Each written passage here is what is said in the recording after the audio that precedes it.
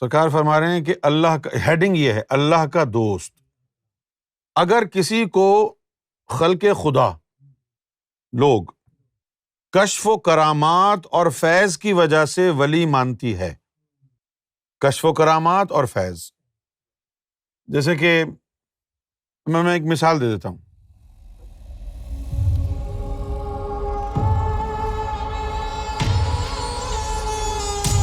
کشف و کرامات اور فیض، جیسے کہ میں ایک مثال دے دیتا ہوں کہ جیسے کہ انوار ہے، بہت سے لوگ انوار بھائی کو ولی مانتے ہیں۔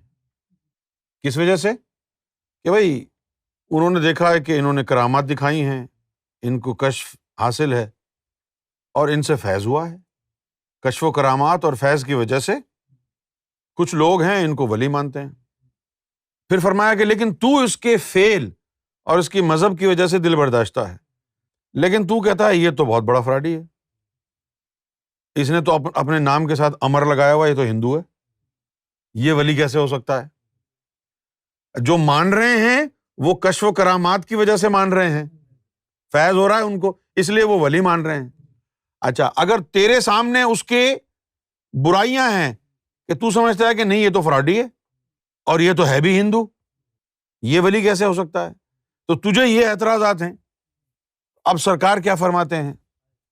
ٹھیک ہے، تو نہیں مان رہا اس کو، مت مان، بھلے اس کی برے کاموں کی وجہ سے یا اس کے مذہب کی وجہ سے، کہ بھئی یہ میرا ہم مذہب نہیں ہے، میں نہیں مانتا اس کو ولی۔ سرکار نے فرمایا کہ ٹھیک ہے، کوئی مسئلہ نہیں ہے، مت مان اسے ولی، لیکن پھر بھی اس کی برائی مت کرنا۔ اس سے بہتر ہے، برائی کرنے سے بہتر ہے کہ تو اس سے میل جول چھوڑ دے۔ ملی نہیں تو اس کو نہیں مانتا نا ولی، تو ملنے کی کیا ضرورت ہے؟ جب مانتا ہی نہیں ہے تو اس سے ملنا جلنا چھوڑ دے۔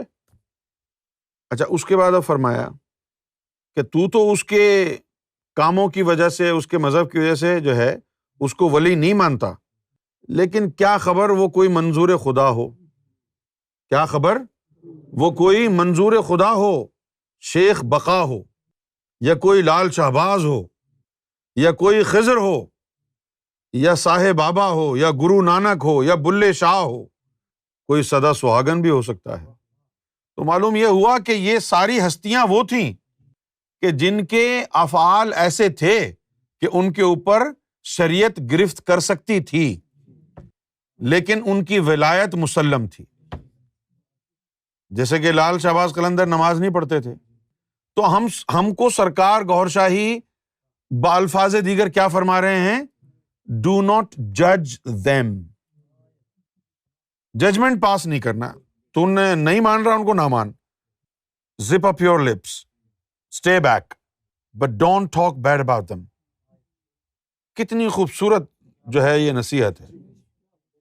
اب جیسے شیخ بقا ہیں، یہ غوث پاک کے دور میں ہوتے تھے اور لوگ آ کے ان کی برائی غوث پاک سے کرتے تھے، تو غوث پاک کہتے تھے کہ نہیں، تم نہیں جانتے، وہ جو ہے وہ نیک آدمی ہے، اچھا آدمی ہے۔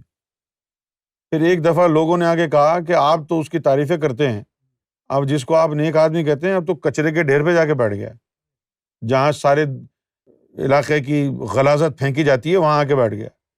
تو اب غوث پاک نے فرمایا اچھا، اس کا مطلب ہے کہ اب اس کو کوئی مرتبہ ملنے والا ہے۔ تو یقیناً جو لوگ برائی کر رہے ہیں تو اس کے کچھ افعال ایسے ہوں گے نا جو لوگوں کی سمجھ میں نہیں آتے ہوں گے۔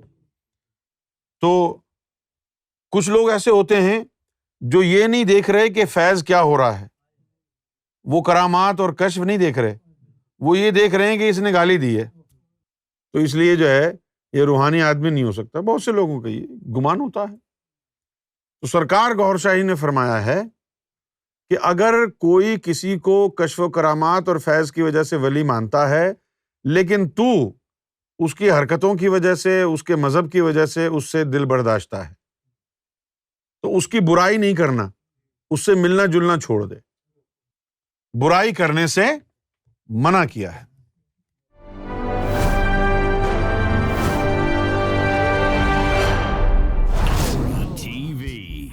Bringing light, love, and peace in your life.